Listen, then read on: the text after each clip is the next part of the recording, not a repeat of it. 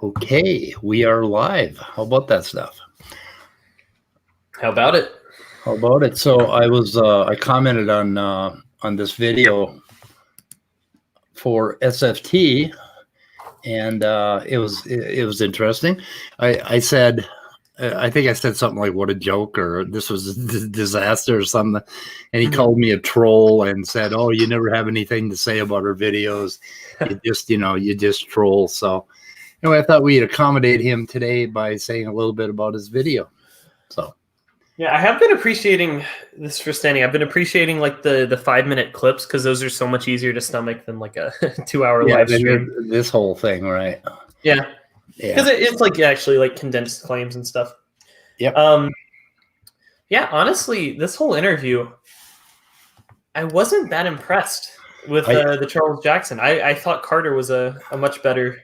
Yeah, like this guy's supposed to be. This is their Mensa genius, for Christ's sake.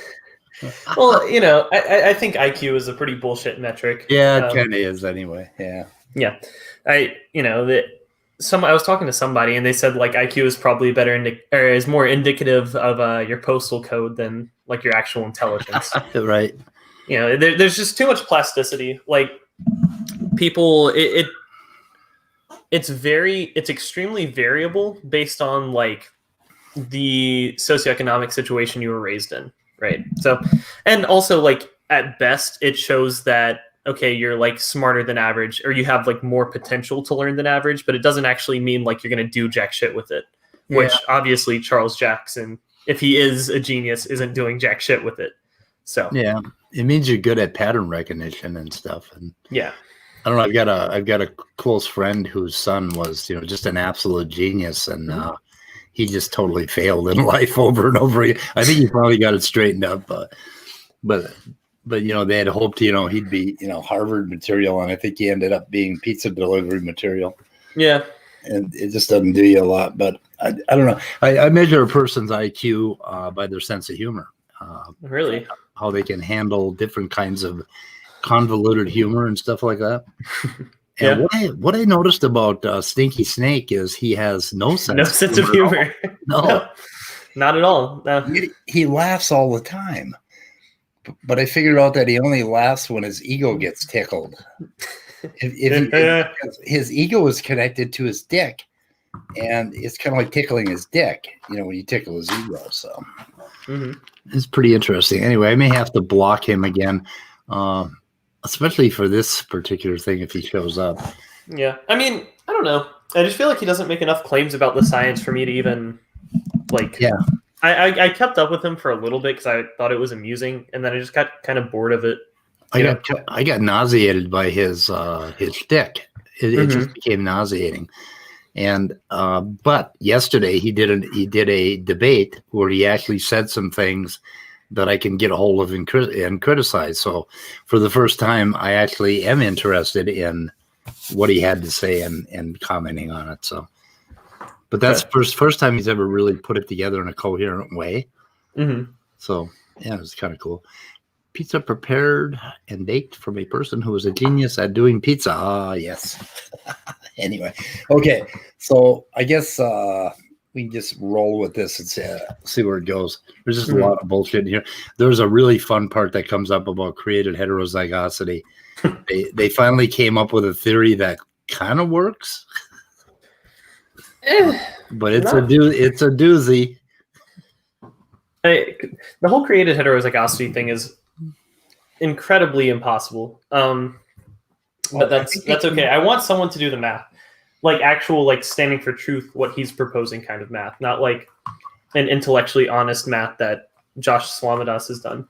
Yeah, we're going to have a conversation with him, but now that he just picked up a new excuse from Charles Jackson in this interview, which we'll go over. And that one is, I mean, if you're cutting out really bad for me. What's that? I said you're cutting out really bad for me, but I don't know if that's my end. A lot of times my internet just likes to take a shit and kick me out. Am I cutting out guys online? Scott? Icarus? Anybody? Can you tell me what... Is my voice cutting out or... So... Oh, no, but you sound better now. So what were you saying? Oh, what the hell was I saying? Okay, Standing didn't understand why his created heterozygosity didn't work, but then this guy came up with a model that would actually work, but it's just so fucked up. It's like if I can say God did it this way, God did it that way, God did this, God did that, there's no way that you can argue with me. Like if you try to argue with me that the entire universe wasn't created last Thursday, we can argue all night and you will never win that argument. Yeah. Because if it was created last Thursday, it could have been created just so, right? So yeah, it's an unfalsifiable position. Right. And that's what they've got is a bunch of unfalsifiable bullshit. Yeah. And I think that's the singularity that all of creationist arguments are heading towards, unfalsifiability. Right. Yeah. As soon as Jensen's predictions get rejected, then, where else can they go? Yeah, and they keep incorporating more of actual evolutionary theory in their model and making excuses for it. But the big problem they have, and what Otangelo and the others never seem to understand, is the only reason that they have to believe that it's 6,000 years old is because the Bible told them so. There's no evidence anywhere that says it's 6,000 years old.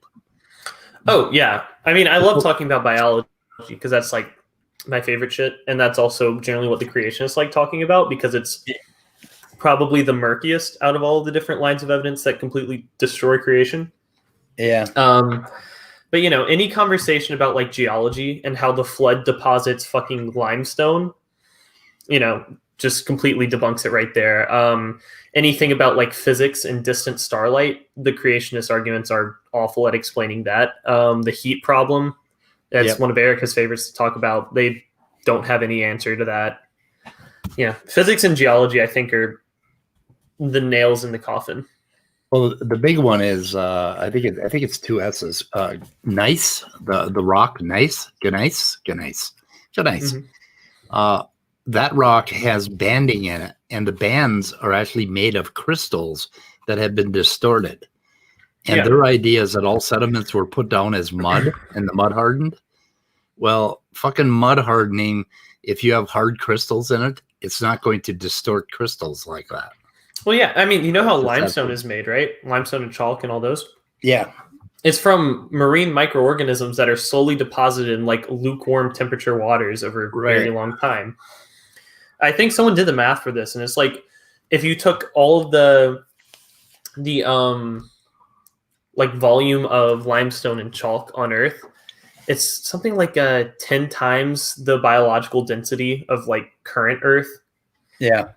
It's just an absurd amount of, extinct dead marine organisms. Absolutely impossible for all of that shit to be alive within the time period that they have. I mean, so they're so fucked on this age to begin with, but they want us to overlook all that and start, they start in with the biology, but play clip. Sure. Yeah. You remember the safe word? Yeah, foreskin. It hasn't been that long, my guy. Okay, it has to be really loud though, because I'm old and irrelevant. Decrepit. Yeah, decrepit. Yeah. Oh, I went and signed up for my gym membership again today. I'm gonna go to the gym at like 3 a.m. because when I went there were like 20 people in there with no masks on. Really? Crazy assholes. Yeah. And Minnesota COVID cases are like double what they were 3 weeks ago. Yeah, I worked at a gym right before coming back to school. Like the last month I was at home in I almost doxed myself, in Alabama. I was. Huh? Nobody wears masks.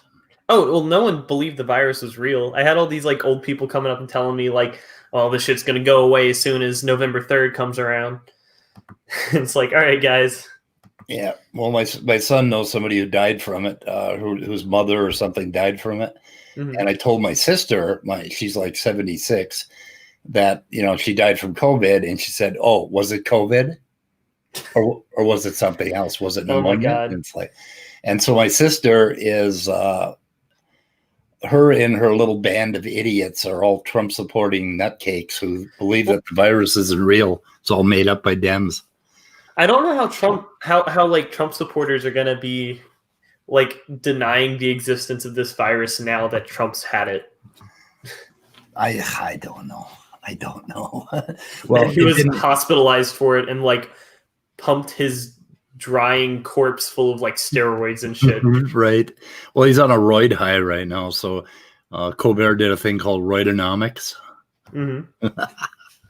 Where basically he's going to hold us hostage. He isn't going to approve that bill until he gets elected, he said. Oh my God. Anyway, okay, I'm going to play something. Yep. Dr. Jackson, I've thoroughly enjoyed your talks. Whoops. Should we slow her down? You watch it on 5 times speed? It's pretty fucking high. I don't know. We'll do it at 1.25. Okay. Oh, guess what? Immutable Destiny is walking. Oh, of course. Is Leo walking him? I think Leo's walking him, yeah. On junk DNA and DNA function, and we often cover this topic on this channel. So I think it would be a good place to start and an interesting topic to engage in. Can you touch on maybe some of the claims made by evolutionists in regard to junk DNA, and what does the evidence say about, for example, the function of our genome? Does what we see support creation versus evolution, in other words, Dr. J? Well, Dr. Gary Parker once said to me that evolution thrives in the gray areas, thrives in the areas where there is a lack of data. And that's really the only place. And back in the day, when we were really ignorant about what 98% of our DNA was doing, and they pronounced it to be junk DNA because we couldn't trace the proteins that were produced back to a gene that was doing it, and all these other genes, we didn't know what they were doing. And since we're so smart, it must not be doing anything. Therefore, it was pronounced junk DNA and pronounced the logical throwback from evolution, from back in the day when we were worms and rats and fish and stuff, that these were leftover sequences that had no function, like the tailbone, the coccyx and your tonsils and things like that, and the appendix.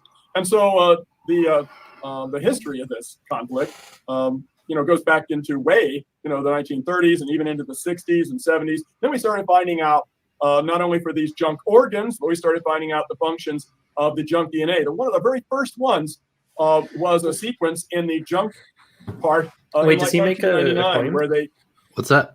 Is he just basically saying scientists didn't know what most of the DNA was doing, so therefore, what evolution is false? Yeah. Well, see, he's saying that somehow evolution is dependent on this junk DNA to prove evolution. And so he mentioned, for one thing, he mentioned this, who the hell is his name? Oh. Gary Parker? Wait, I just wanted to say first, though, that he was talking about like how evolution fits in the gray areas, which I thought was funny because most reasonable creationists have been relegated to exclusively abiogenesis and the Big Bang, like the grayest areas possible. Yeah. They pot calling the kettle black. Gary Parker, Ed D. What the fuck does that mean? What kind of a degree is that? Science education. Okay. Creationist biologist. Was the head of the science department at Clearwater Christian College. I'm sure that's a good one. Now works for Creation Research Institute. Anyway, he mentions him. That was one thing that he mentioned. And the other thing is, let's play the rest of this part. Okay. It actually was the nerve center for knowing in the X chromosome, because females have 2 of them and males only have 1. A double dose of some of those chromosomes would be bad. Some of the genes on those chromosomes would be bad. So there's a coordination between the 2 X chromosomes that females have on which genes to turn off and which genes to turn on, and which ones both X's will go ahead and be active. And nobody ever knew how that was coordinated. Well, it was a sequence in the junk sequence that was doing that, and that was the first hint we had that the junk was actually doing something. In 2012. Is that true? I thought the way it worked is like one X chromosome was highly methylated and the other chromosome is just like the one that actually encoded the genes. Yeah, and I'm not sure of all the mechanics of it, but him suggesting that was the first time that we found function in non-functional regions is just pure bullshit. Yeah, and also as far as I know, the whole way that like sex determination is done is because there's a gene on the Y chromosome called the SRY gene that controls like male reproductive synthesis, I guess. I'm not super well versed on I was just reading about how the X chromosome, one of them gets knocked out, but I can't remember the mechanism. Well, but like anyway, I said, I'm pretty sure it's just like super methylated so that no polymerase can actually get in there. Okay, here's the fucking thing. I was reading molecular biology back in 2000, 2001, and nowhere, and I'd never heard of junk DNA until the first time I heard about it was from Standing for Truth. I'd never heard of junk DNA, and all the stuff I'd ever read on neuroscience and genetics and biology anywhere. So I went back and I looked, and I found, okay, I've got a copy of Douglas Futoima's book, which is kind of like the first grade reader for all evolutionists, from 2018. And I'm looking at the index, and it says junk DNA, page 361, 365. And I went there, and we can take a look at that. But then I went back and I looked at the copy of Futoima I have from 2005, the first edition, and junk DNA is not even in the index. So junk DNA was not even a thing until creationists made it a thing. Ono used the term junk DNA, and I think he kind of threw it out as there's a hell of a lot of the genome that we can't find a function for, or they didn't know of a function for back then, and they still haven't found a function for more than, I think 10% of it we know the function for, and we suspect there's as much as 20, but there's absolutely no evidence. Okay, to go from 10% to 20% is going to require about 20,000 papers. And every paper that comes out, Standing for Truth is going to say, oh, they found out, junk DNA is not junk DNA. No, there's 80% that we are never going to account for. And for one thing, introns were known about, I think back when the fuck was it, 1970, 1950, something like that.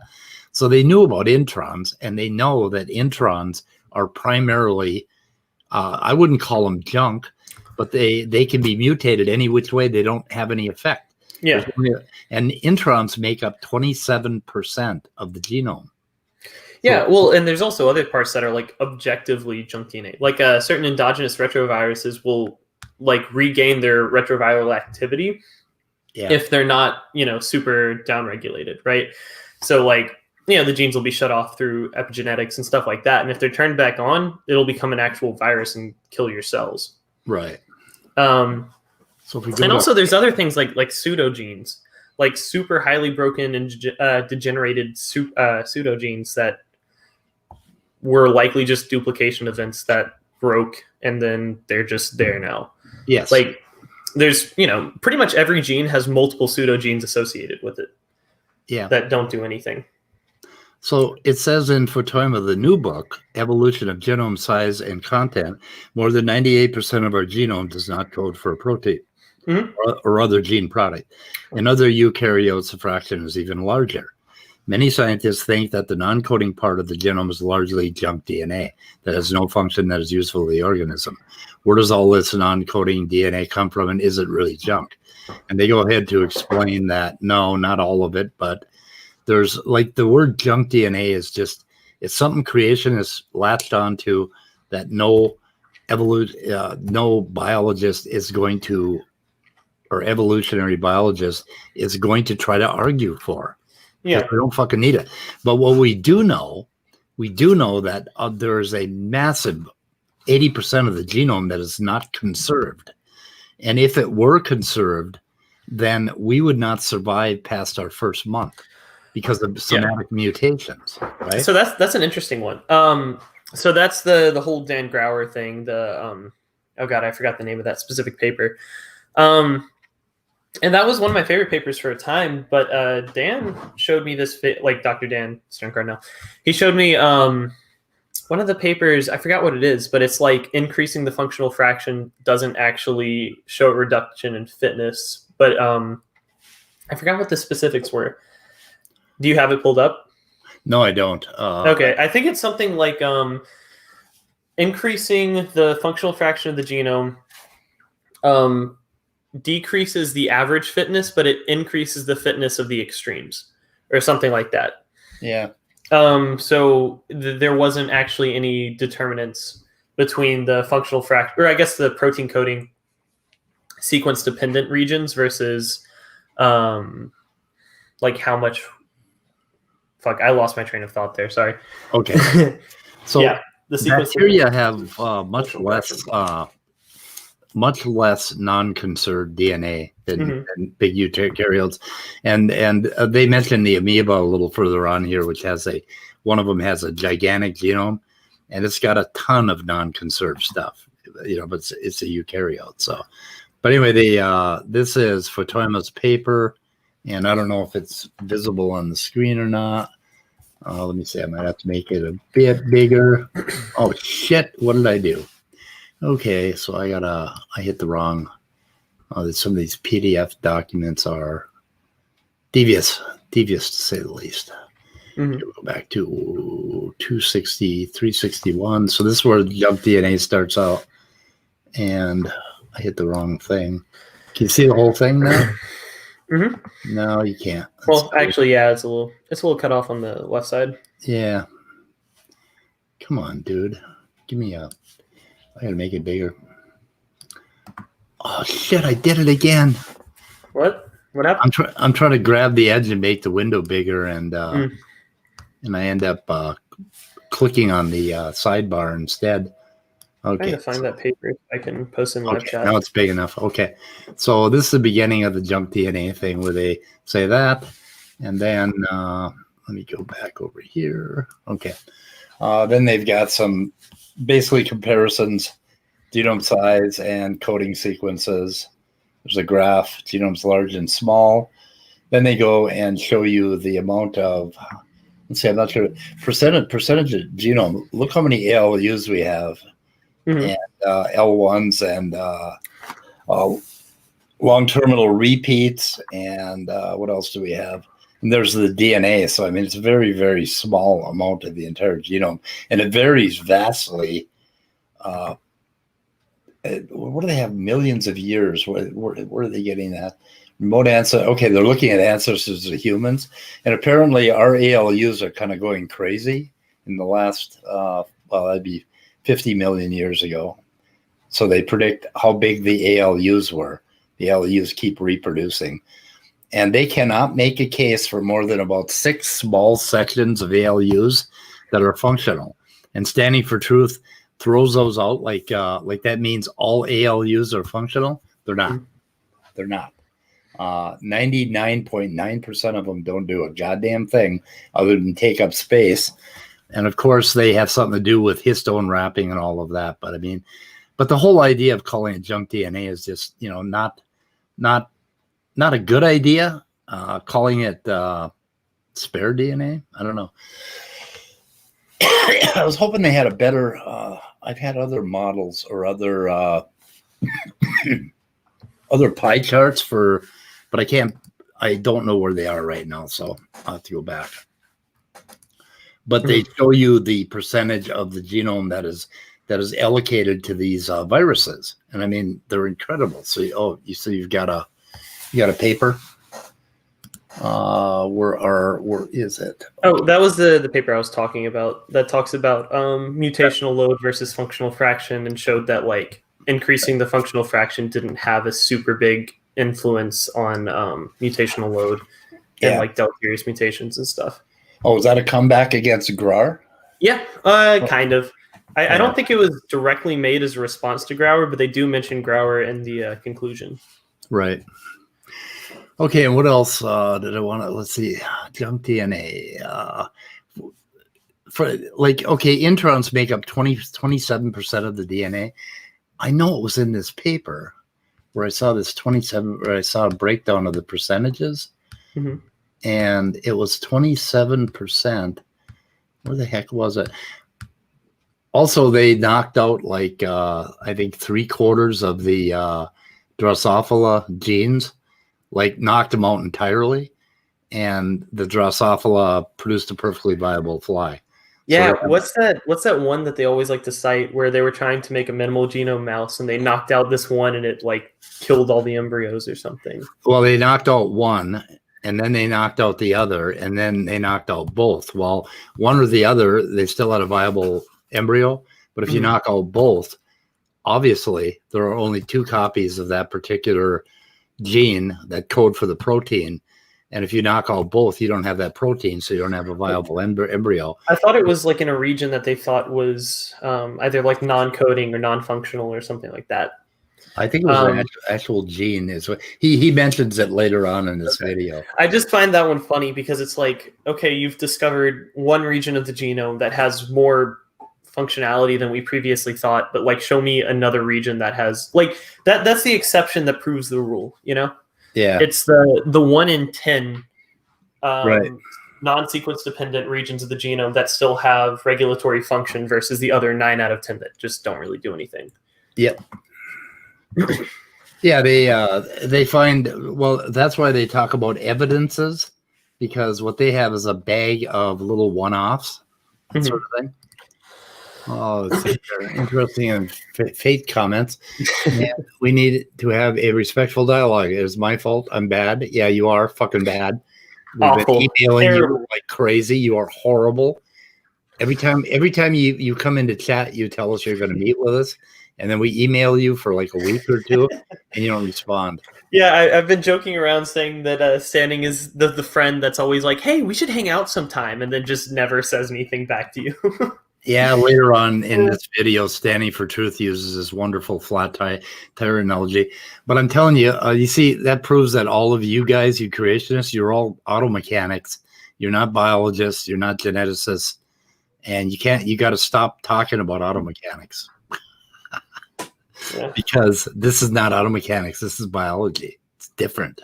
Yeah. Biology's different. Yeah, I'm definitely down to talk to Standing, and I would be down to talk to him tonight, but I know he has a debate in like an hour.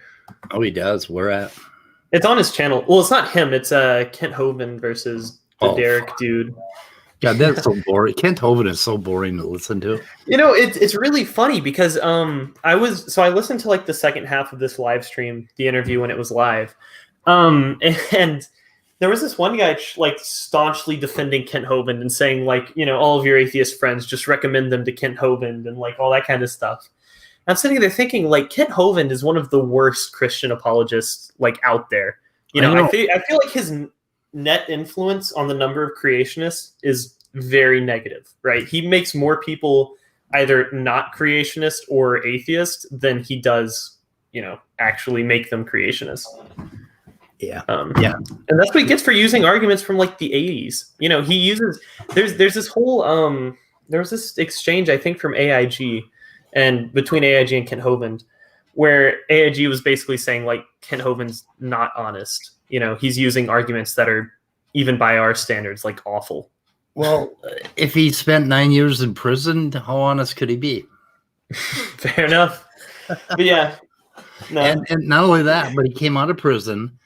And instead of saying, you know, I've changed my ways, I'm sorry, I made a mistake, I took the wrong path. No, he says, I was falsely imprisoned because because I'm standing for the truth, right?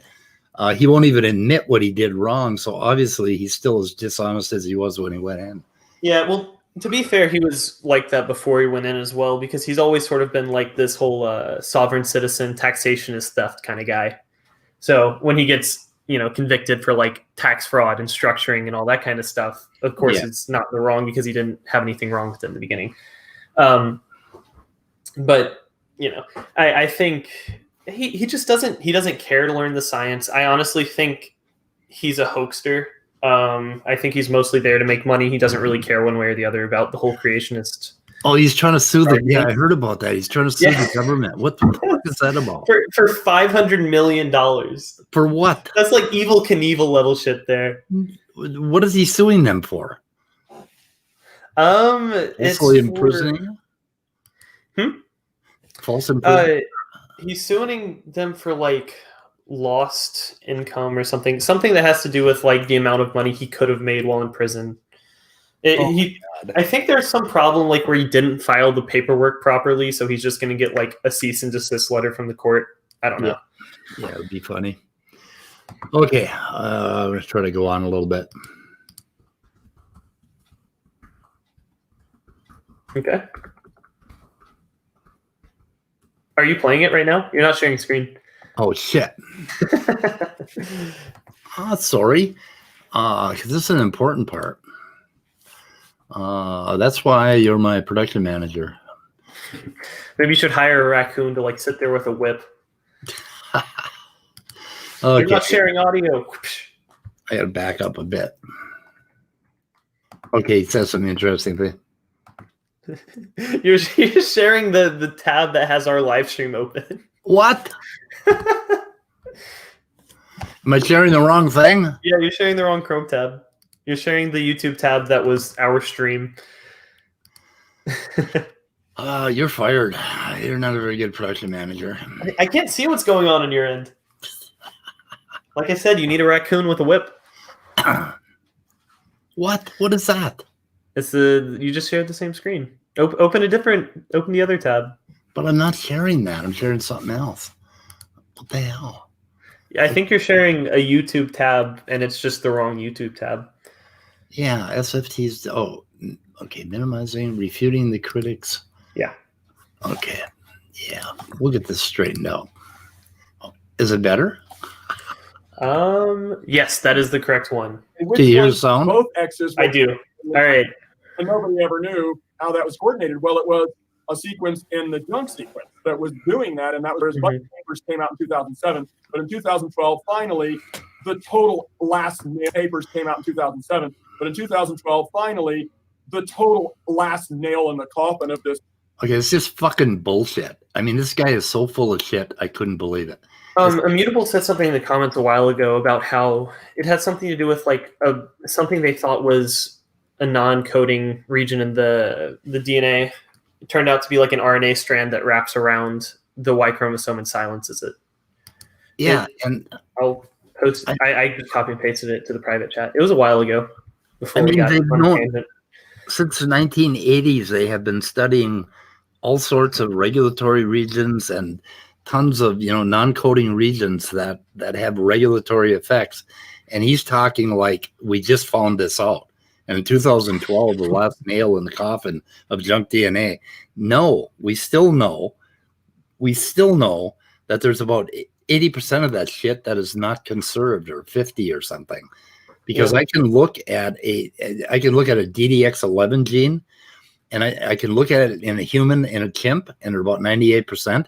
But if you look at it in a mouse, only 52% of the amino acids are the same. That means that 48% is junk. It doesn't matter. It doesn't fucking matter. Is this DDX like protein coding gene, or is it just like a pseudo gene? No, this is the actual DDX11 gene, which Standing gets into chromosome 3 here, and that's his favorite gene. The pseudo gene, DDX11L2, is like, I think it's like, 130 amino acids long, and the actual gene is over like 1,100 amino acids. So the pseudo gene is just a small fragment of the main gene, and it can't possibly do anything because it doesn't even have a functional motif or domain in it. It doesn't do anything. Nobody has ever bothered to fold this thing because it doesn't do anything. Their famous gene in the middle of the fusion site on chromosome 2 is a fucking pseudo gene. It doesn't do anything. Yeah. Someday it might, someday it might. It might mutate and do something eventually, but right now, nothing. So anyway, okay. Oh, when you get me on chromosome 2, I get a little hot.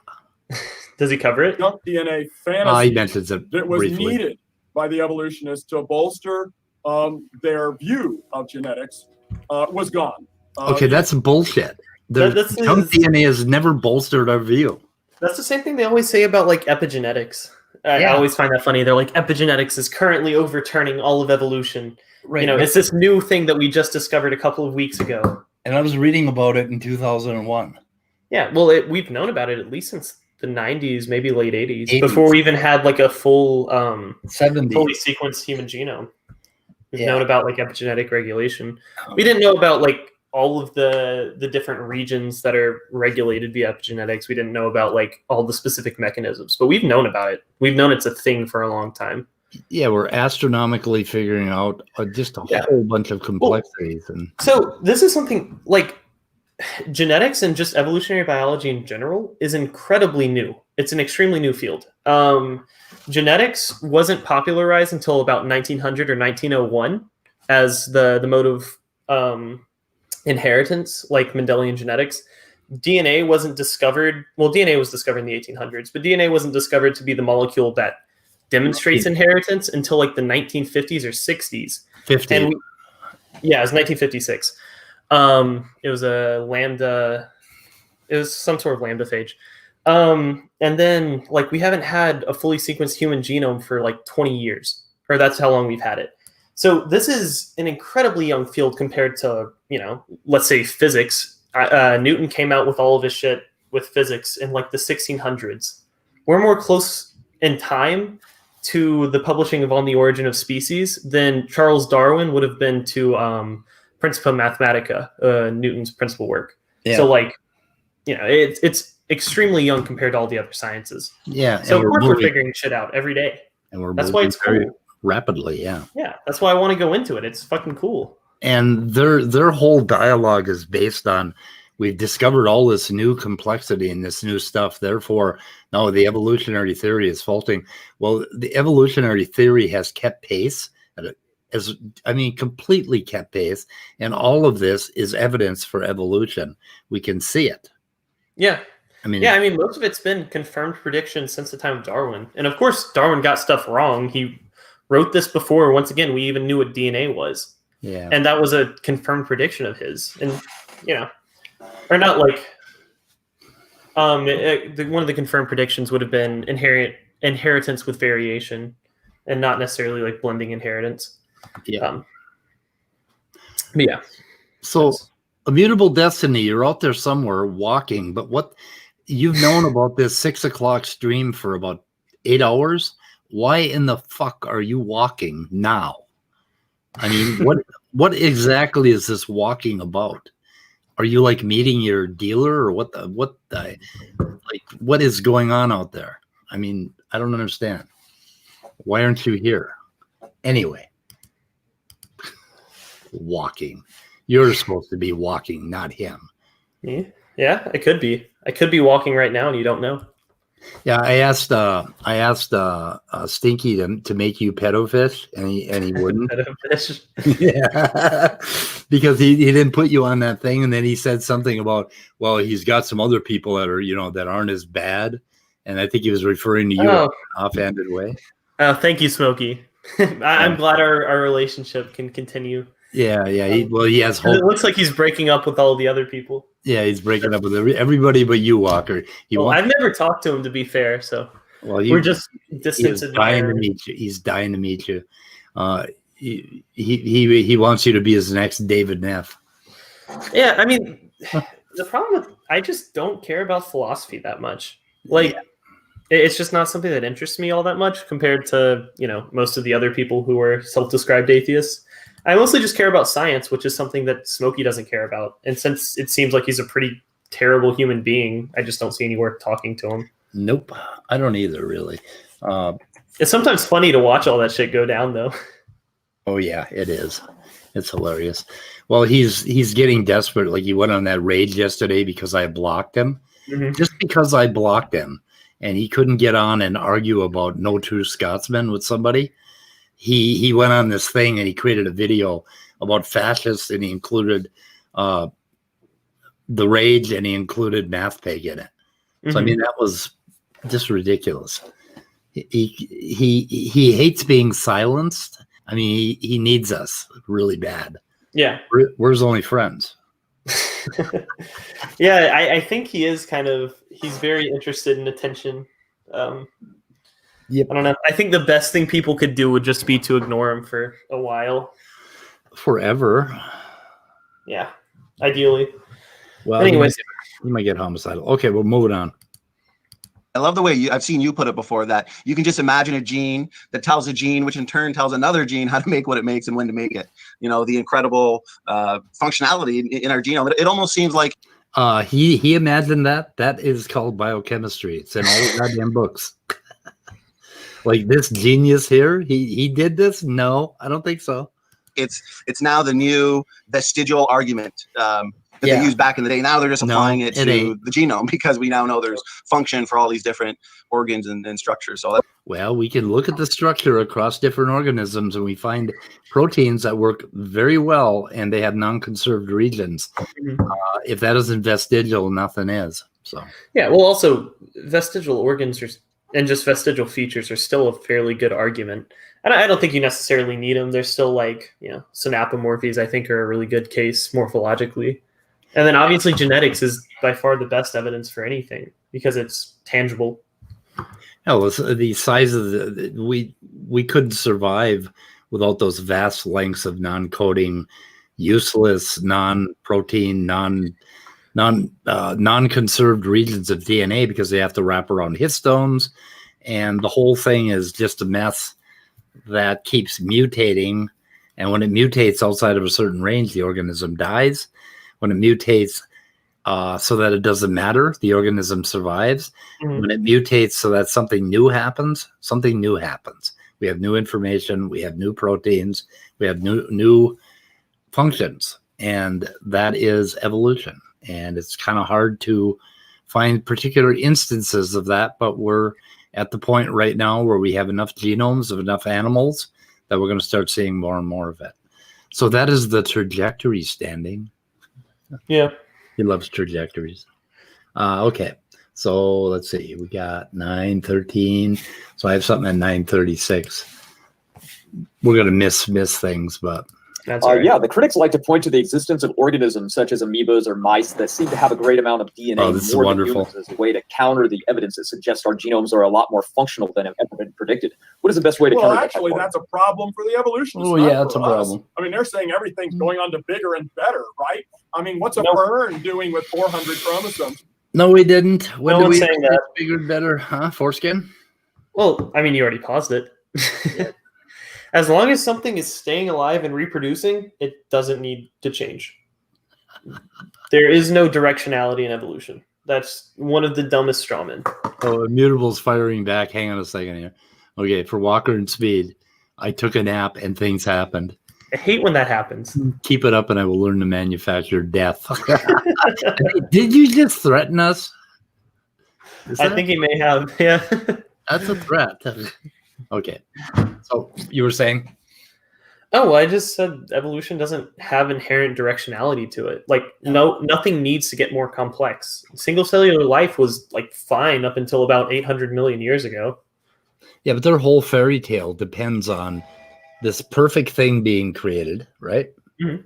And oh my God, now he's taking a shower. Okay. This perfect thing being created and for everything to be falling apart and that Jesus is going to come and save us. This is their fairy tale.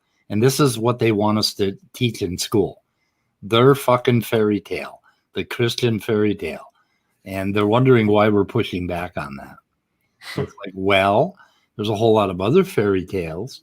Like Mel Gibson's going to be in a really cool movie about Santa Claus at the end of the year. Did you know about that? I did not know about that. Oh, are they teaching that in the classrooms? It's called The Fat Man. Go watch the trailer. Looks awesome.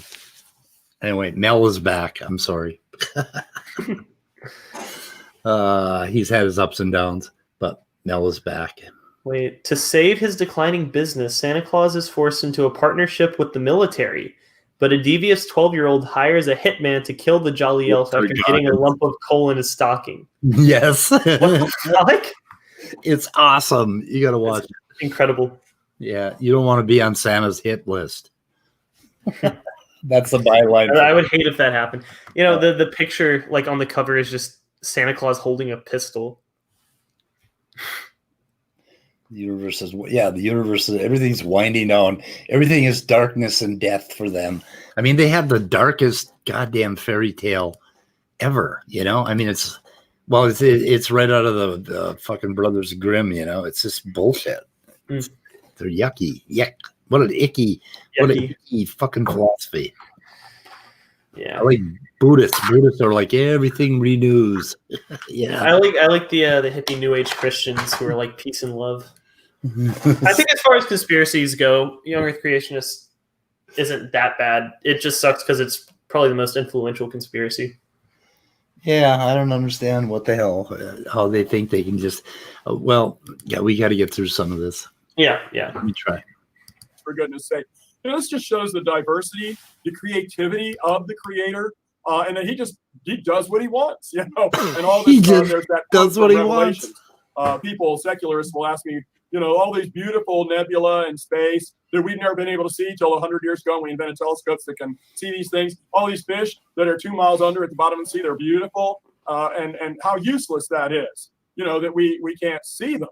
Well, of course, Revelation says, thou art worthy, O God, to receive glory. Thou hast created all things, and for thy pleasure they're created. God could see them, so it was fun for him creating these things. And it was fun for him. Dude, God created dragonfish because he was like, all right, some scientists in 4,000 years are going to think this is the coolest fucking thing ever. Yeah. It was fun for God to create a flood and kill a bunch of, children and innocent people. It was fun for God to send the bears and eat the little fucking kids or whatever he did. Rip apart the kids that made fun of the man for being bald. I mean, God just does whatever. God just do what God wants to do. My favorite thing about this is he's just like, God does what he wants. He thought the anglerfish was just cool as hell when he made it. Yeah, right. Yeah. Okay. I mean, fair enough. I can't really argue with that. Anglerfish are pretty cool. Yeah, I can't argue with last Thursdayism either. They just make shit up. Who's making shit up? God or this guy? That's his job now, is making shit up for Creation Institute or whatever. ICR, yeah. Yeah, he probably gets about $125K a year to do that. Or Creation Truth Foundation. What's the one? I thought he was like a friend with Eric Hovind.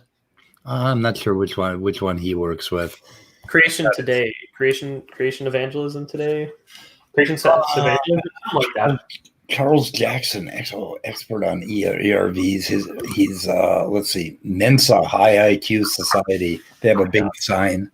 What does he do? Genius. God didn't deliver him from drugs, but something else. What? His testimony can be viewed here. I don't know. We should watch that. I don't know. Okay, I'm gonna play the rest of this.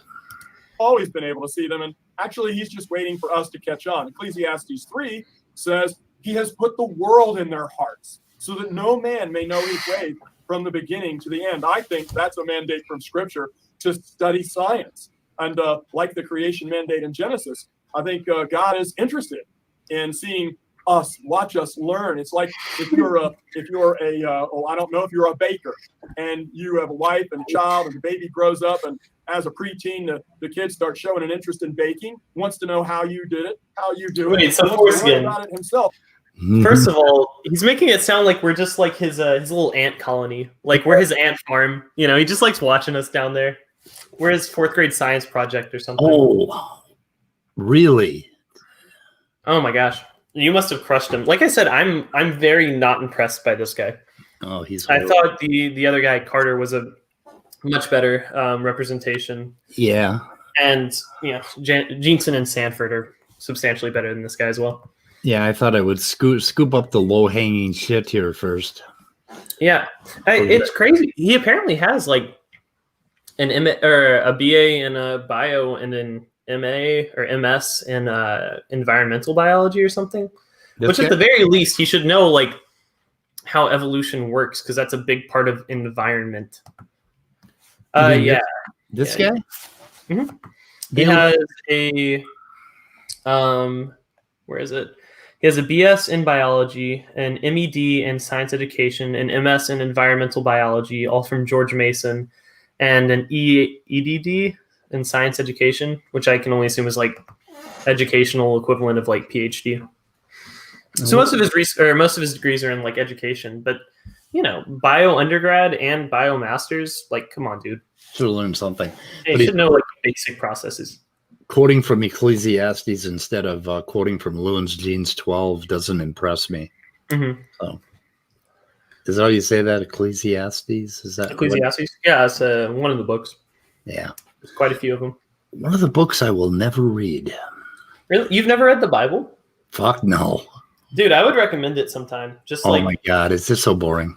I think it's one of those books that everyone should read. Like, it's up there with like Das Kapital and Communist Manifesto and all that other shit. It's just like really influential historically book. Yeah, Dr. Dan. Yeah, Stanley was telling me how he just smashed us with this.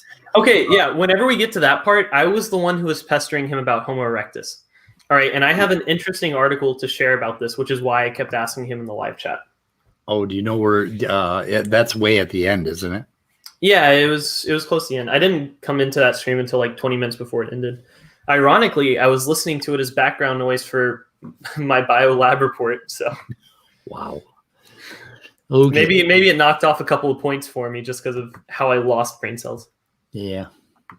So I think something comes up at, let's see what. I think God is very pleased that we want to learn about the creation. So unlike the word on the street, Christians ought to love science. I mean, think of Isaac Newton, who said all of science is thinking God's thoughts after him. He might have been quoting someone else, but he did say that and he did believe it. So as far as studying all of these, now I'm sorry, now I don't remember what your original question was. I got on a science rant there. No, that's awesome. No, that's good. That's what you're supposed to do. It was basically the existence of organisms like amoebas and mice and things that have more DNA than humans. Yeah, big deal. I mean, that's not a problem for us. God can make a lot of DNA in something simple looking, or very, very little DNA in something that he manages to have a complex body chemistry and structure and physiology. And that should be a conundrum for the evolutionist to explain, not for us. Why? It makes all the sense in the world to a creationist worldview, but to an evolutionary worldview, what's these little things doing with so much DNA? Why would they have evolution? Oh my God, wait, foreskin. Once again, evolution has no directionality to it, so that's right. Stupid.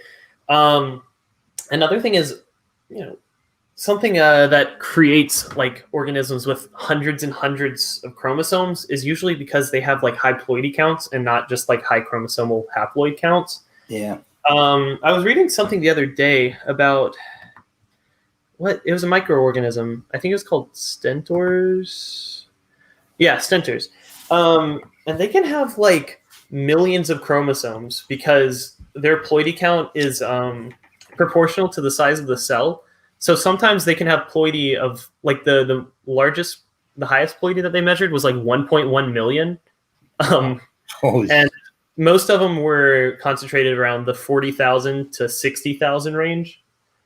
I can link that paper. It's pretty interesting. But they're the largest species of single-celled organism. Wow. Stentor caruleus.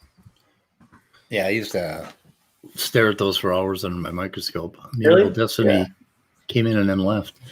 I didn't leave. Yeah. Fuck your combat. Yeah, I used to take acid and get my microscope out. It sounded like the Hitman Santa thing that I just heard a few minutes ago. Like, sounded like somebody, like a few people smoked weed and was like, you it'd be a good movie. Honestly, yeah. Hitman and kill Santa. I just watched the trailer an hour ago, and I think it looks like it's going to be a lot of fun. That's all you can really hope for if Santa Claus is going around trying to fight off like these hitmen or something. Well, this is John Wick meets Santa. It's Jeez. Yeah, and it's Walter Goggins is the hitman, and Walter Goggins is funny. I don't know if you know who that is. He was in. I know who Mel Gibson is. I mean, he's had his ups and downs. I mean, it's kind of Mel Gibson. He directed Spaceballs, right? Leave Mel alone. That's most of what my familiarity is. He directed Spaceballs? Something like that. Was that Mel? No, that was Mel Brooks. Mel Brooks. Okay, yeah, my bad. Yeah, okay. Yeah.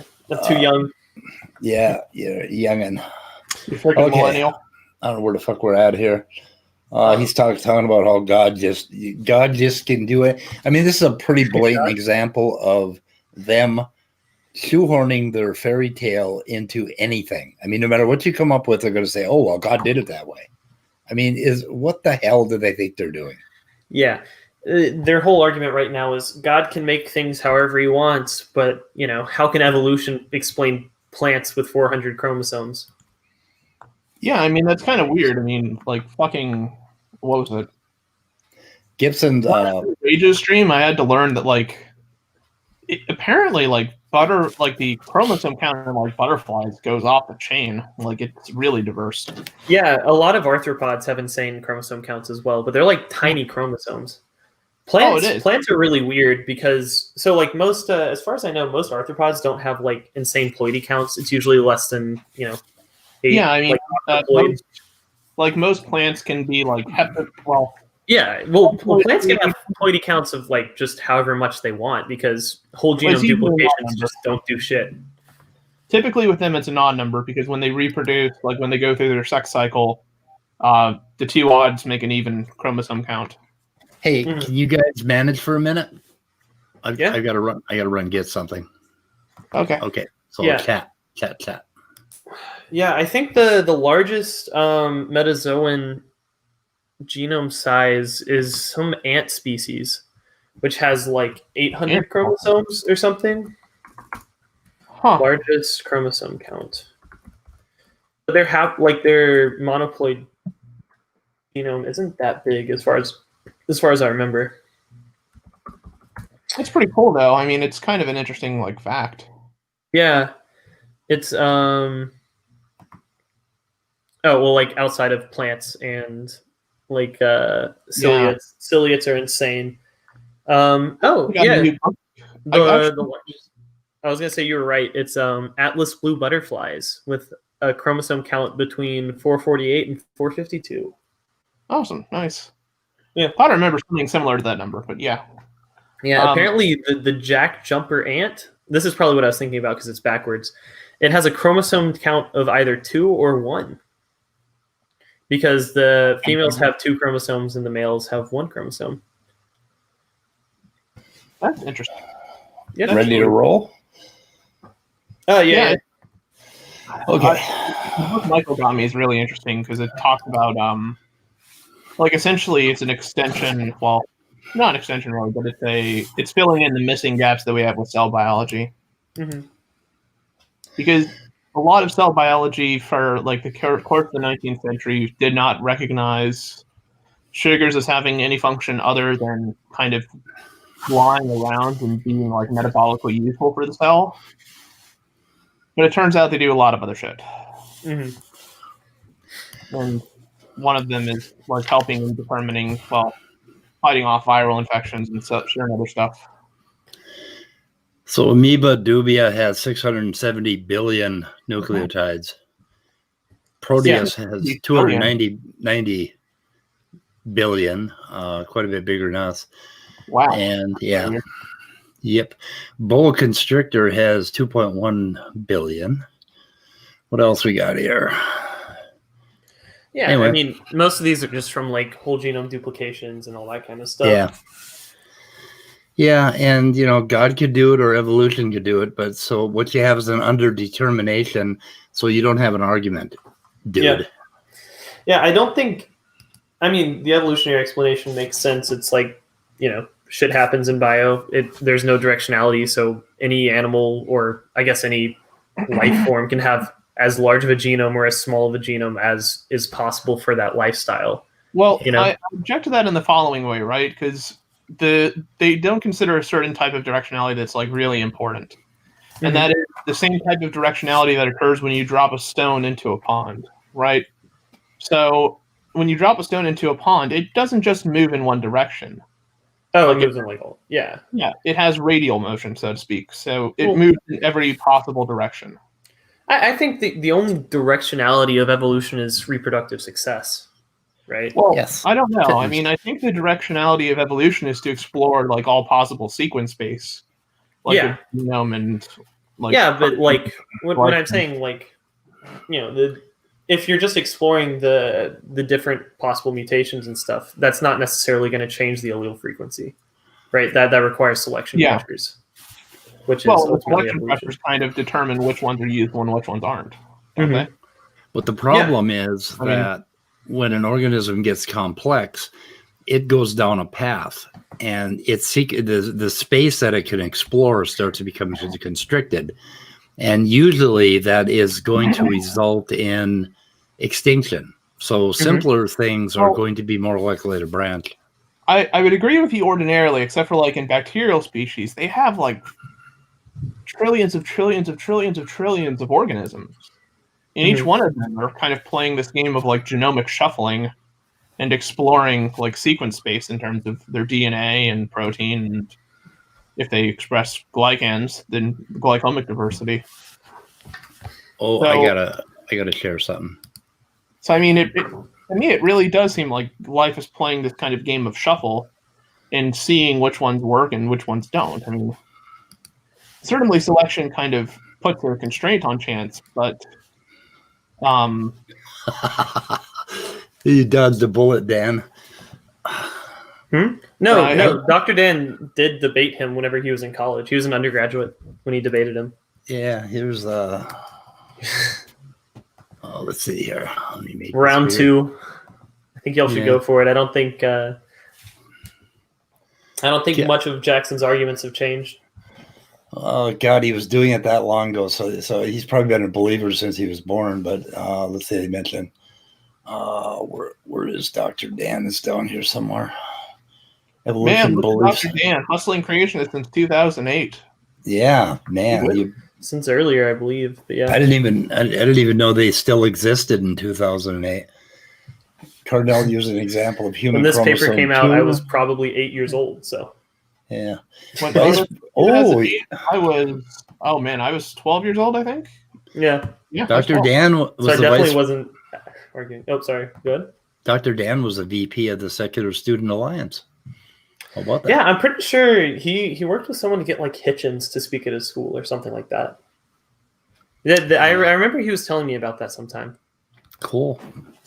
Okay, we'll put all these links in the description. I got a million of them to do for this thing.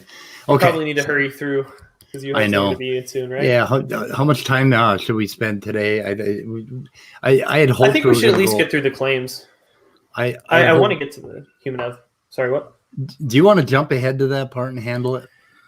Yeah, I mean we can.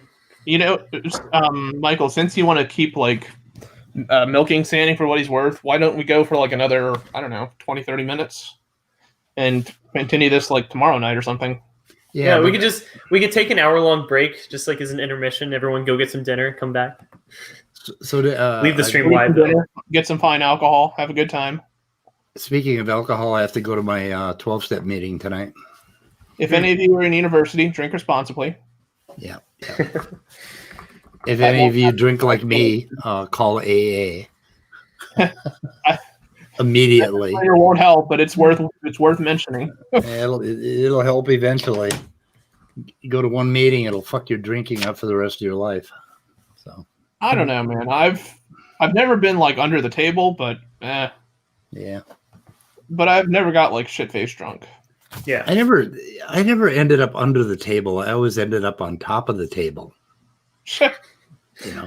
I usually end up on the floor, but that's okay. Yeah, when I go to a restaurant now and I order a Virgin Mary, I always tell them, make double sure that there's no vodka in there. Otherwise, I will be dancing on the table within 20 minutes. And they look at me and they think, we don't want that. So they always make sure my Virgin Mary's clean. That's how they're going to be extra precise. They're extra precise. Yeah, I think we should probably get back to the claim so that we can finish this before. Do you know where the forensic shit starts? Do you have a timestamp, or do you want to handle it?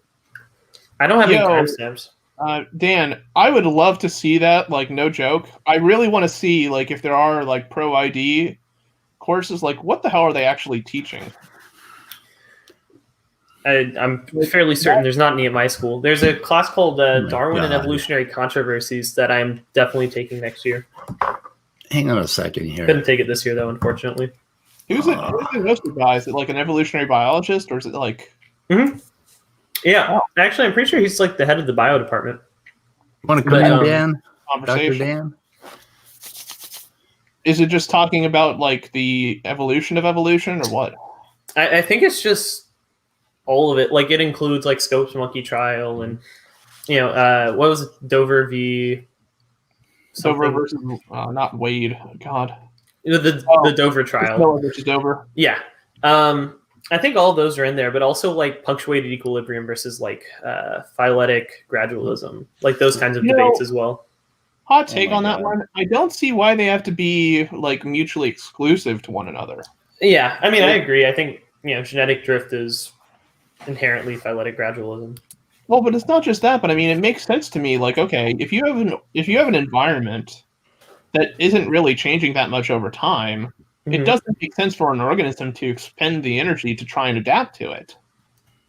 But yeah, if the environment is changing and the organism wants to survive, okay, it has to invest some effort and try to adapt to that. And if it doesn't do it quick enough, it goes extinct. Yeah. Well, usually just because of how geology is, environments go through relatively little change and then go through fairly rapid change. And I think evolution just sort of matches that. So you have like evolutionary stasis for a while where like the gross morphology doesn't change. And then, you'll have a flood or something that wipes out whatever plant that this animal eats, and then it has to adapt to a new plant. That's just generally how. We went over some of that on the fitness peak thing we did on the weather report yesterday. We were trying to explain how the fitness peaks it's like a rubber sheet that keeps rippling and waving with the environment.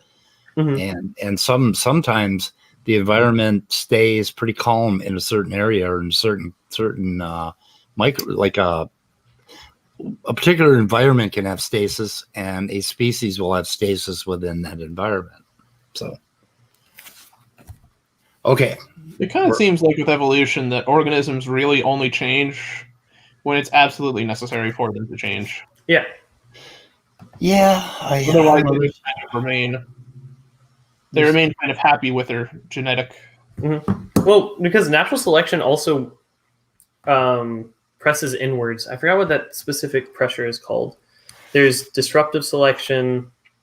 God, what was it? I think it's static selection or something. Huh. I'd have to look into it. I know some about evolutionary theory, but I've never formally studied it. Yeah, it hasn't actually been a while. I'm just lazy and I haven't studied. It's on my human evolution exam. That's like next week.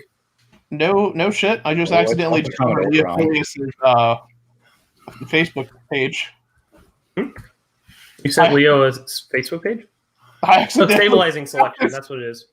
Huh? Stabilizing, directional, and disruptive selection. Those are the three main types. That's bizarre. Yeah. Okay. Dr. Dan put it in the chat as soon as I said it. Anyways, y'all want to keep on the video? Yeah. Why would evolution give males nipples? That was in National Geographic, and they thought that really showed it to the creationists. Oh, why would evolution remove them? Y chromosome were invented. Why did evolution give male mammals nipples? Huh? Think about it. That's really a problem for them, not for us. And why would evolution give males nipples? Every now and then, I like to replay things. National Geographic, and they thought that really showed it to the creationists. But when the X chromosome and Y chromosome were invented, why did evolution give male mammals nipples? Huh? Think about it. That's really a problem for them, not for us. And that we could discuss that at greater length, but I don't know. This might be a family show. Mensa. Well, as all. And they thought that really showed it to the creationists. But when the X chromosome and Y chromosome were invented, why did evolution give male mammals nipples? I did that one right. Think about it. That's really a problem for them, not for us. And we could discuss that at greater length. But I don't know. This might be a. If you actually were to think about that, think how hard it would be for evolution to somehow decide. Okay, so female mammals, yep, nipples. Males, nah. Nope. Well, I don't think it would be that hard, just because of sexual dimorphism. Well, sexual dimorphism can be incredibly big differences between the sexes, or it can cause incredibly big differences. The problem would be having a selection pressure that's guys can't have any more nips. No nips for dudes. Yeah. Well, if something like that happened, if males didn't have nipples and everything else like that, everything you could think of was absolutely perfect, then we would have to consider that evolution may be false. Yeah, well, I think that's what he's saying right there. He's like, oh, well, God can create men with nips if he wants to. Yeah, but he's not catching that if it were perfect. Why did God create man with nipples? What was his reason for doing it? Oh, I don't know. I'm just saying, I could definitely perceive of a world where mammals, like male mammals, don't have nipples. It's just there's not really a selection pressure in place for them to get rid of it, because there's no like detrimental effects of someone with nips versus not having nips.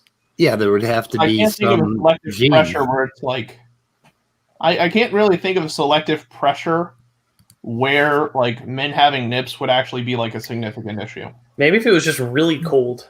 Are you going to handle that, Dr. Dan? Why men have nipples? No, I think he was talking about the different types of selection pressures. Oh, okay. I see. Yeah. Oh, come on. Why men have nipples? That sounds like something you'd expect from ATL or something. But like Creation quickie. Why men have nips? Well, why wasn't there a gene developed to smooth over the belly button? Why do we have belly buttons? I mean, I think it's the same thing. It just doesn't matter. It's natural selection. Yeah. I'll take it a step further. Why live birth at all? I mean, yeah, live birth is a useful process. Don't get me wrong, but it's especially risky. Mm-hmm. I mean, it's not exactly a shot in the dark, but when it goes wrong, it kills its host. Yeah, especially with humans because our brains are just too thick. Have you ever seen a moldy blueberry? Well, not just I saw some moldy bread earlier today, and it made me want to throw up. Okay, moldy blueberries. Like there's an alien intelligence, super intelligence AI somewhere out in the universe looking at the Earth, saying, "Ooh, ew, it's moldy." Well, why life at all? And Michael will probably know what I'm talking about here. But if you think humans have a hard time giving birth, you should try helping a horse give birth. Oh yes. Yeah. Well, horses and dogs are exceptionally fucked up. Cows. Oh my god, it's the most horrible thing you've ever seen. I mean, it's housing an animal that's like 50 times, like at least 50 times, like the size of the orifice, like that's supposed to be able to exit out of there. Right. I mean, Jesus. Talking about orifices, huh? Well, we were talking about just how bizarre it is that like live birth actually evolved. Oh wow, it did? Well, shit. Fuck. Well, I mean, it's exceptionally risky because Walker brought up humans giving live birth, and I was like, yeah, you think that's hardcore? You should see a horse trying to give birth. Well, yeah, but I do think the mortality rates for humans giving birth, especially without like modern medicine, would be absurdly high. I don't know what the rates are for like domestic animals, but domestic animals are also fucking monsters. Pugs are an abomination. Well, they're still an abomination, but they're an abomination. What? I mean, there's some animals that just like they can't give live birth on their own. Yeah. Okay, hold up. I have a question. Did anybody in this room, in this stream, just send me a friend request on Facebook? No. I think Mutable did. Yeah. Aren't we already friends? I think so. Do you live in? Oh shit! I see. I don't want to say because I want to die. No, don't say. You can say the state. Okay. The state that every time I watch Forensic Files, it's like, oh, this might be interesting. in South Florida, fucking shit. Really? Come on. Why can't California or Texas get some of them? I mean, come on. Because it's Florida. It can't be. Yeah. This can't just be coincidence. Come on. No, there's something wrong in Florida. We've known that for a while. Oh, I'm sorry. That's funny. Something is wrong in the state of Denmark. No shit. Yep. Why do you think Bundy moved there? That was his last stop. It's like, fuck, I got to go to Florida. I don't belong in the rest of these states. Yeah.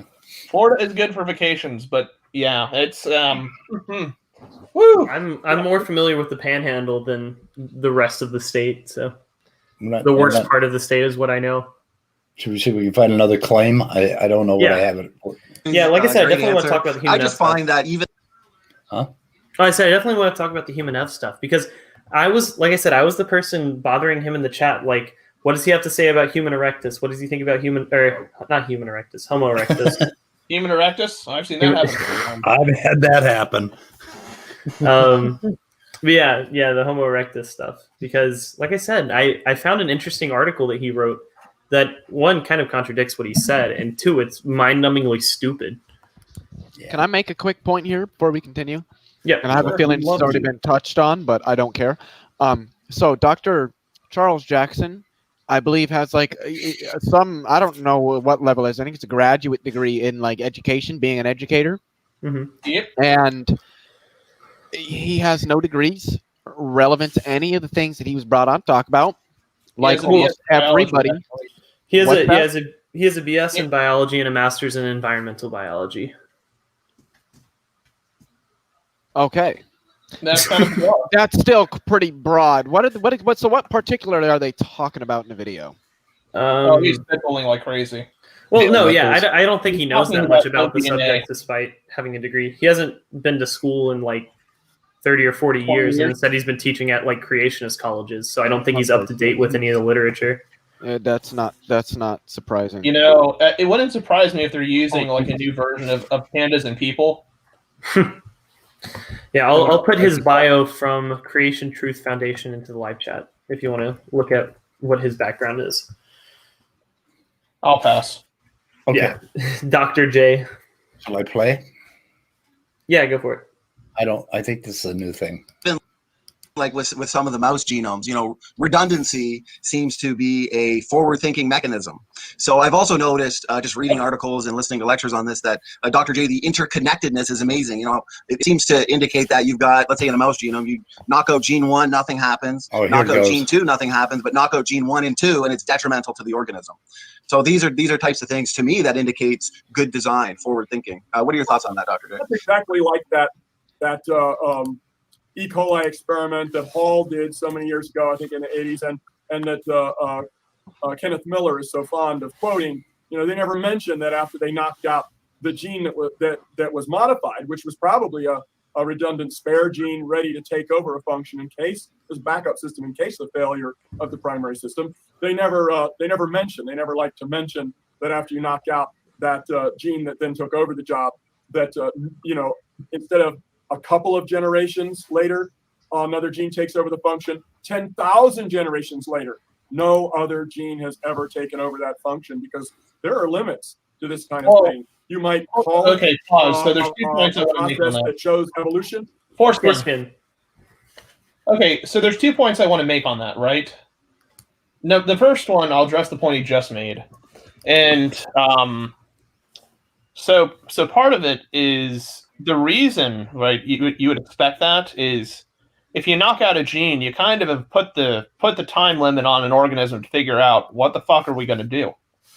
And of course, once it establishes a new gene, it doesn't need another one that needs to solve that issue because it has one that works. Why would it go to the trouble of inventing a new one to handle that issue? And it doesn't make sense why it would just keep developing new genes. It's reached a point of stasis, right? It's able to live in its environment, reproduce, and have a happy life. But the other point is that a lot of the genes, and from my reading of some of the newer sciences like glycosciences, Mm-hmm. some of the genes that are responsible for killing an organism, or if you deactivate them, it causes them to just die. A lot of those tend to be proteins that are responsible for conjugation of glycans. And that's because glycans are thought to have had, not thought to, but there's very strong evidence indicating that glycans are essentially these very large sugar moieties that attach themselves to certain regions of a protein, kind of like ornaments on a Christmas tree. But one of the functions they have, among other things, they have many functions, is to protect organisms from predation. And when you knock those things out, it makes the organism vastly more susceptible to disease. But also, glycans have a very important role in terms of their ability in facilitating cell-cell communication. And when you knock that out, if two cells can't communicate with each other, well, that isn't a really good idea. That isn't really good. Yeah, it's not very good for the survival of the cell. Yeah, and I'd like to read what they're Or the specifically talking about. So, I mean, if there's a duplicated gene, and if both genes produce a protein and you knock them both out, so I'm not sure if he's talking about epistasis or if he's talking about a duplicated gene. I really don't know. He's talking about a gene. He's talking about a gene that was knocked out that the gene was mutated and become neofunctionalized. I thought he was talking about gene redundancy, so like having multiple copies to prevent. Like, if you knock them both out, the organism dies. If you knock one out, it doesn't. One or the other. He's referring to the Linsky experiments, if I recall right. So no, he's referring to a mouse. He's referring to some sort of mouse, yeah. Didn't he mention E. coli? No, that's later. I thought I just heard him mention E. coli. But okay. I don't think so. I don't know. Maybe. I don't know. I keep playing. We'll see. But that's really a wishful thinking, illusionary hope. Right. When really the underlying science is not a evolutionary genetic thing at all. It's rather that natural selection is a conserving, not a creating. Right. Okay, that's just a bald ass assertion. There's no way that it can be. There's no way that it can be. That mutation can happen without beneficial mutation happening. Here's the thing, Sherlock, and it's really impressive like that he made that statement. It can't be conserving if it relies on change in allelic frequency. Right? Yeah, wasn't his specific claim that natural selection can't produce any of that? Of course, natural selection can't produce new mutations. Natural selection selects on existing alleles. Yeah. It's just but yeah, that was probably a slip of the tongue. I'll give him the benefit. I think it's more sad that this guy actually does have some degrees in biology and still is getting all this shit this fucking wrong. That's what I was saying whenever I was watching this. He very clearly doesn't understand the topics. Well, I feel like Standing for Truth probably has a better understanding than this guy. It sounds like he got into this like a long time ago. If he debated Dr. Dan way back then. You know what it sounds like to me? It sounds like this guy back in the 80s took genetics and just hasn't bothered to crack one open since. No. Yeah. I feel like that's probably a very accurate assumption. Yeah, because the things he's describing, like earlier in the chat I mentioned, it is kind of true that the genetics of the 1960s and 70s did kind of have this view of DNA that if it's not coding, it's probably just not doing anything at all. Yeah. Because we didn't really think that DNA had other levels of functionality beyond the ability to code proteins, because that's what genetic dogma seemed to indicate. Central dogma, rather. But, yeah, I mean, things like epigenetics and gene neofunctionalization are not new, phenomenon. They've been studied since, the 80s? Yeah. And it's just one of these things where it's how have you been this unaware of literature that's been published, or just very quaternary level resources like textbooks?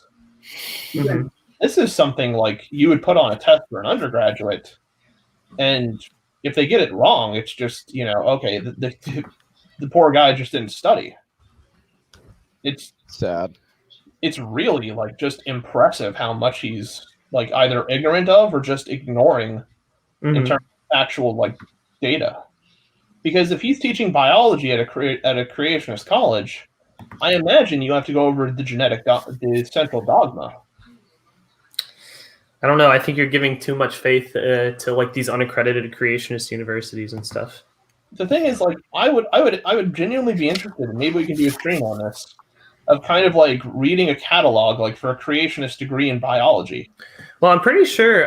Have you ever heard of In His Image? Nope, don't even know. He's another YouTube creationist dude. In His Image, IHA. I'm pretty sure he has a biology degree from a creationist college, and it's very evident that he doesn't know very much about biology. Who? This guy? No, In His Image. He's a different YouTube creationist. Pretty small channel, but Dapper Dino did a response to him a while ago. That guy also has some pretty hot takes. He's So does a bit of orange. I feel kind of bad for that guy. But what? So does a bit of orange. Yeah, he has a biology degree? No, he doesn't, but okay. Man, if you think our community is bizarre. Yeah, no, I've watched some of Bit of Orange. Most of his stuff are just arguments from consequences, and they don't mean anything. And a lot of it's arguments from incredulity as well. Yeah. He has pretty good production value, though, and I respect the fact that he can actually make concise arguments. What'd you say? Did you hear that? Was it a raccoon? Oh, I hear it. They're out there trying to kill each man. other. They're calling. My cats are meowing at them. Mm. I haven't fed them yet tonight. Have your cats and raccoons learned how to communicate with each other? They go nose to nose on like one on one side of the screen or the fence and the other on the other side, and they just ignore each other. They're really weird. The cats don't like them more than they don't care about the cats. So I don't know. It's weird. Okay, I think I'm not sure what's next. Logic to Michael Roos's co-opting mechanism he talked about. There's logic to it. That makes sense. But what's the drive? How's it actually going to do this? I mean, doing that would make sense. But how will God do it? The mechanism. How will God do it? Yeah, the mechanism is very important. Pause the fuck out of this because the hypocrisy, the irony is so fucking astounding. Yeah, the mechanism is so important. It's very important. So what the fuck is the mechanism by which God did anything ever? Right. You can't give it. And they want us to give the mechanism, but we do have the mechanism, but they won't listen long enough to hear what the fucking mechanism is. I said to John Maddox is that y'all, it's okay for you guys to have a model that has no mechanism for how this model takes place in the real world, but the minute that we have something like that, it's the worst thing ever. We've got to have the mechanism. We got to tell you how it happened, when it happened, and every little detail in between. But y'all don't have a mechanism, never have had a mechanism, and don't even know where to start through getting one. And you bitch at us for that. Yep. Well, and let me add to that, right? So, like, when we do postulate models, then I'm not taking credit for Demeter's work.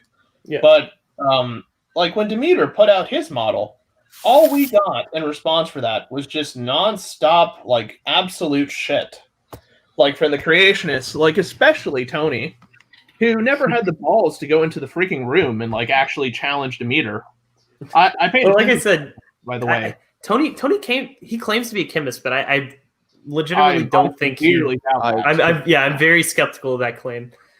Just considering it doesn't seem like he understands like the fundamentals of chemical reactions past like a high school level.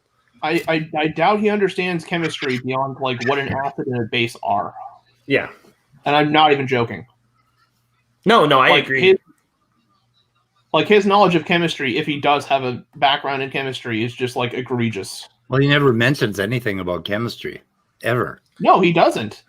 His only option is, well, abiogenesis is impossible. We've already refuted the RNA world hypothesis. Like, he always brings it back around to the RNA world hypothesis, even when that was never even fucking brought up. He seems to think that's the only hypothesis that we have. And his only arguments are like, well, scientists did it in a lab, therefore it couldn't happen in nature. Which is a stupid argument.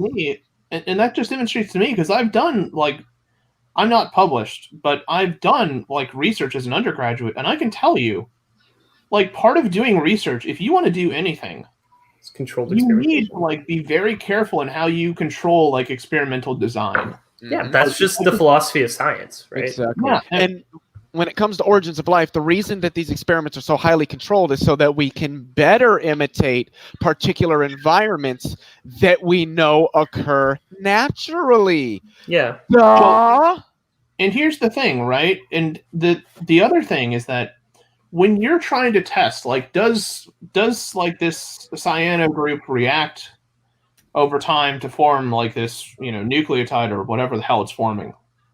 You don't want a dirty mixture. Exactly. You want, like, in the initial phases of that, you want to see, like, what the reactivity of that is in some, reasonable solvent that can be judged, like, by technical literature. Mm-hmm. Once you have, like, the preliminary results, right? Like, once you understand, okay, here's what the baseline, like, chemistry seems to say about this reaction. At that point in time, it is now appropriate to introduce more complex mixtures. It's appropriate to introduce more complex mixtures because now you know what the basics are, right? Because if you don't know, like, what something does on its own or what it does, like, in a simple case, how in the hell are you going to figure out what it does when there's tons of other molecular species being involved in those reactions? Yeah. Right? And also, like, just how all of chemical reactions are stochastic because it's quantum mechanics, right? You're looking at probability, and so even if something is not very favorable in in nature, I guess, in like a natural environment, it's still going to happen as long as you have those atoms, just on a smaller scale, right? There's a really good example that demonstrates that, and it's called quantum tunneling. Even at the quantum level, like at the macro level, it's actually technically theoretically possible that if you ran into a wall enough times, you will find yourself on the other side of it. Now we're talking you'd have to do it a billion trillion times before you would even get through it once. But even when we get down to the quantum level, it's still not very likely that something tunnels through some potential barrier. But we know that it happens all the fucking time because we have stars, and that's how stars work, at least by the proton-proton chain reaction, whereby protons tunnel through their Coulomb force and fuse. So the fact that the probability is quite low doesn't mean that it doesn't happen.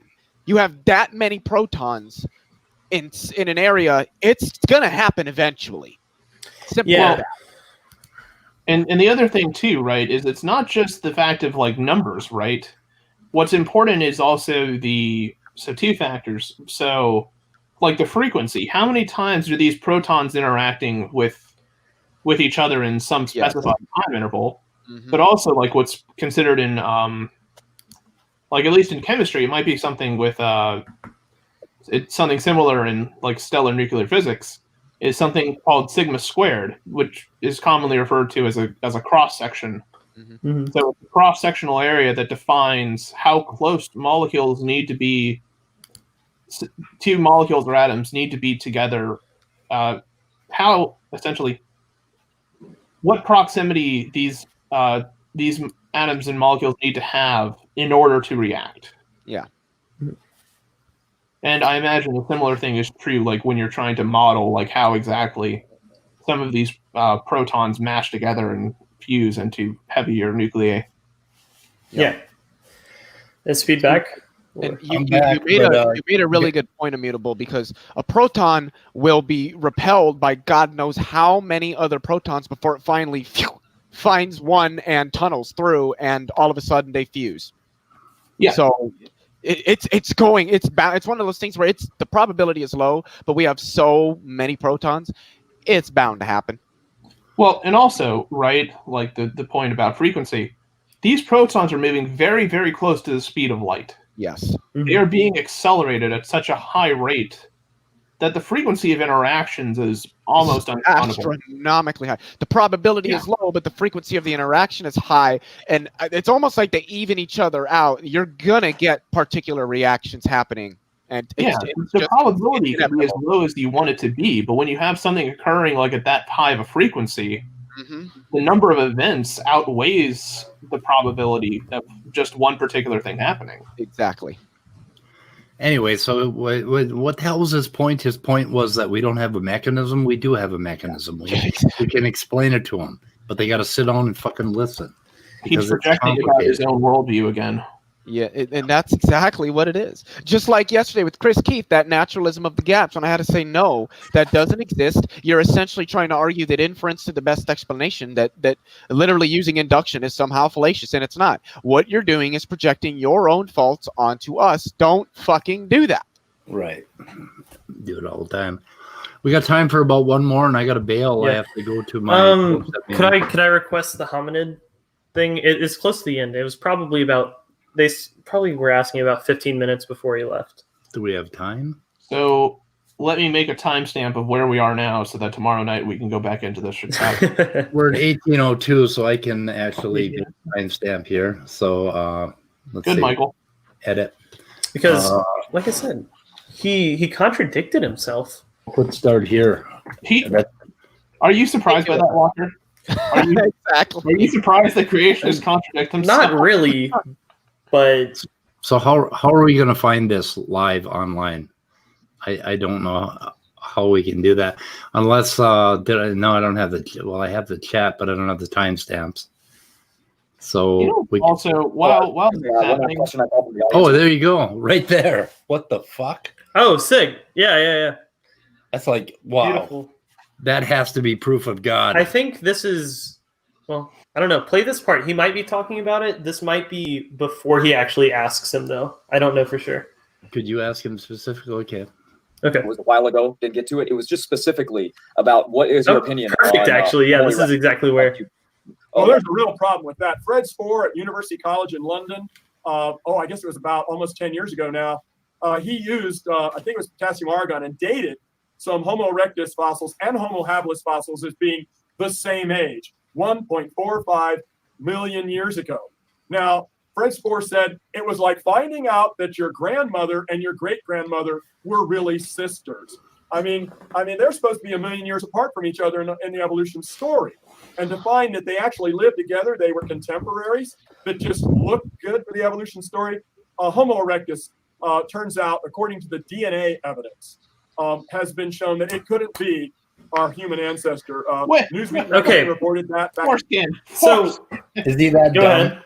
Yeah. So essentially, none of that was true, and it also contradicted himself.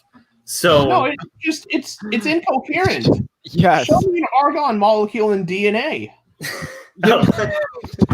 Where? But the DNA thing he's referencing, we've never found a DNA sample from Homo erectus. We sequenced collagen proteins.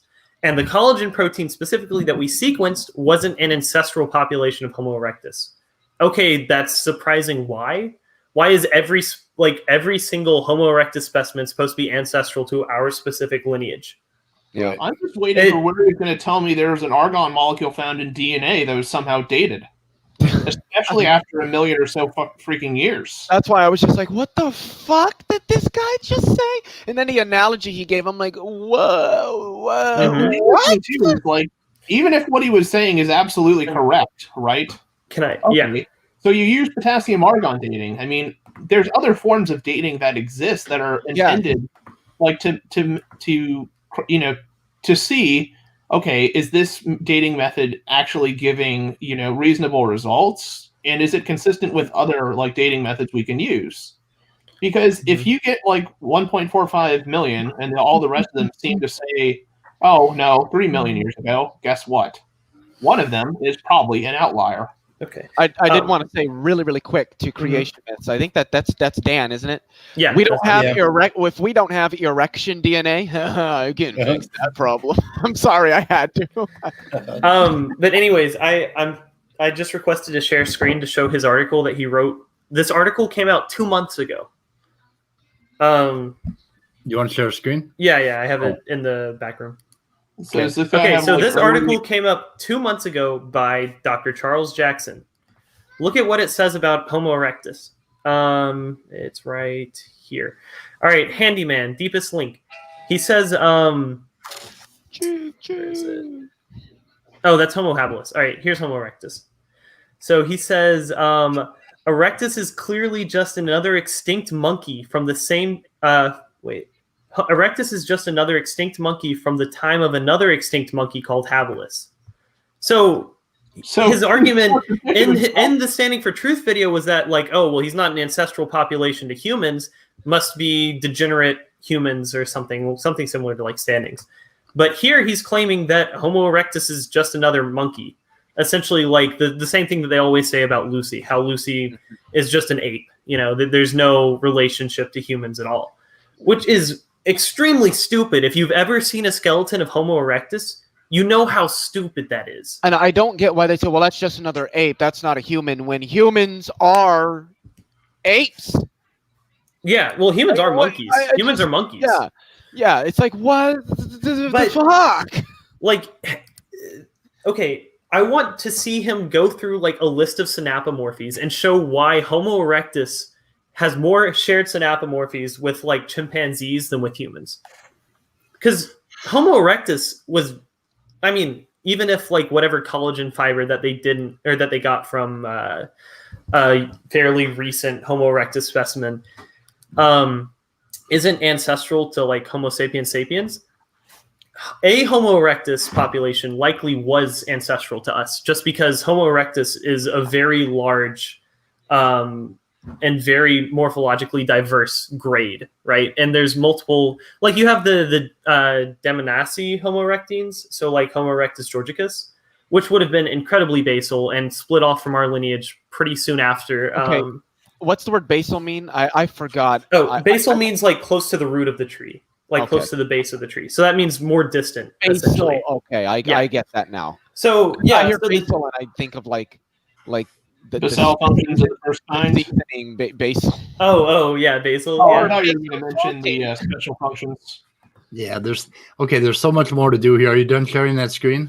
Oh yeah. But I was just gonna say, like, Homo erectus georgicus was a much more basal population to our lineage than like the red deer cave people or like other populations of Homo erectus, right? So that's pretty much my whole thing. Like, it's like fractally wrong. Oh, is that DNA? Dapper likes to say. That is the best selfie I've ever taken out of like the 7 selfies I've taken in my life. Ian just, did Ian send that to you? Ian just sent it to me. Yeah. Is that a DNA molecule? No, that's tell him about that sweatshirt. Yeah, that's the one that Ian just decided to give me out of nowhere because my other Same You shirt got ripped and he said I felt bad, so I wanted to get you something else. I was like, you do know my grandma stitched that back up. Like she's 89 years old. She knows how to sew. And he's like, it doesn't matter. He's like, I'm still, the money's going to her charity. So yeah. Yeah. It looks like a molecule of DNA to me, at least out of that angle. Yeah, it kind of does. Yeah. Okay, guys, I got to get going. So we're going to have to. I don't know. This debate on everything is going to be juicy. Yeah, I'm excited for it. Who's the moderator? Is it Erica? I don't know. Okay. When is your debate? Remind us now. It's mine. Oh, yeah. Just fuck. Saturday. This Saturday. This Saturday. This Saturday. This Saturday. This Saturday. This Saturday. This Saturday. Told me it was today. This Saturday. No, there's a different debate going right at 9 p.m. At 9 p.m. Eastern Standard Time. Eastern Standard Time. 8 p.m. for, I think we're all, 9 p.m. for Immutable, 8 p.m. for me and Speed, and I think Walker. Yeah. A Modern Day Debate is the channel. Saturday. On Saturday. Okay. Saturday. We got it. Saturday. We're good, Leo. Gotcha. Leo's in an obsessive loop. We got to end. Okay. Hashtag John Maddox is a grifter. Okay. Oh, debating. Who are you debating? He's debating Nephilim, right? Creationism versus evolution. It's going to be a shit show. It's going to be fun. Oh, I don't know. Yeah, it's going to be fun. How can that be fun? It's going to be fun. Like fucking. It can only be fun if you're like shit drunk. Well, I don't have alcohol, so it's going to be out of You might want to get some, my man. You might want to get some. I don't have money to get alcohol. Anyway, if I did, I would be. I would always recommend wood alcohol, but I know what it does to you. So. All you need is sugar, yeast, some copper tubing, a 30-cup coffee pot. I can tell you how to do it. I can tell you how to do it. Not right before the AA meeting, guys. Don't do that. Okay. You're probably going to get copper or lead poisoning trying to synthesize. No. You don't get no. It doesn't work that way. Alcohol does not absorb the copper. I'm sorry. And I can show you how to build a fractional still to get it up to 160 proof. Oh wow, 80 that's Everclear. Yeah. Yeah. Michael, were you secretly Walter White's assistant on Breaking Bad? That's more alcoholic than my my hand sanitizer right here, which for some reason they gave us ethanol hand sanitizer. I told you the story about when my dad finally decided he liked the fact that I read books. It was when I showed him how to build a fractional still and increase his moonshine from 120, 130 proof to 160. And he welded a column on top of the coffee pot that he was distilling his hooch in. And we packed it with broken beer bottles and we made a fractional still. And when he took the first shot, he was sitting at the kitchen table. I was like 16. And he took a shot and he turned like pure red and he started choking. And he said to me, "Yep, pretty good." Have you guys ever seen that video? And he was proud of me for the first time in his life. It was circling around on Twitter and Facebook, and it's this redneck, no shirt, straw hat, overalls, and he's got like a ball mason jar about like that size, like maybe like a pint size, filled, like not literally all the way to the top, but filled up pretty good with moonshine, and he's got a little bit in the cap, and he sets it on fire, and he's like, just to show you all this is real, and he dunks the whole thing back, and he's like, "That right there is what we call a hillbilly shot." That Red Bull, that'll give you wings. The moonshine, it'll give you 4-wheel drive. And he gets down on all fours and starts fucking. Oh my god. Oh, it was fucking hilarious. Okay, we're ending the broadcast. We'll see everybody. Hashtag John Maddox is a grifter. Okay. Alcohol anything will else? on your chest and destroy your lungs. What else you Anything want else, to say, Leo? Leo? And as always, remember, Stan and Amelia Clark. Stan Amelia Clark. I usually wait till I try to get it in like right before you end the stream. So Stan Amelia Clark. I'm ending now. Stan Amelia Clark.